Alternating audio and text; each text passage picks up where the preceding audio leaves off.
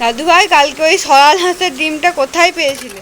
আমার মতো হয়তো অনেকেই নামটি প্রথমবার শুনে থাকবে। সত্যি আমি গ্রামে থাকা সত্ত্বেও নামটি প্রথমবারই শুনেছি। এই যে ডিমটা দাদুভাই মাঠ থেকে এনেছে, আমিও প্রথমবার সরাল হাঁসের ডিম দেখলাম, এবং সরাল বলে যে কোনো হাঁস হয় এবং তারা উঠতে পারে এটা প্রথমবার শুনলাম। এবং ডিমটা খাওয়া হয় কিনা আমি জানতাম না। তোমাদের মধ্যে যদি কেউ জেনে থাকো যে এই ডিমটা খাওয়া হয় কিনা তো অবশ্যই জানিও। তারপর আমি সরাল হাঁসের বিষয়ে গুগলে একটু সার্চ করলাম এবং একটু একটু করে জানলাম।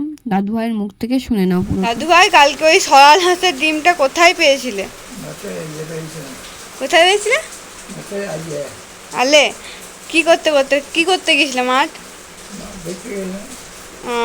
কি মাঠ আমাদের? বর্ষার ধান নাকি?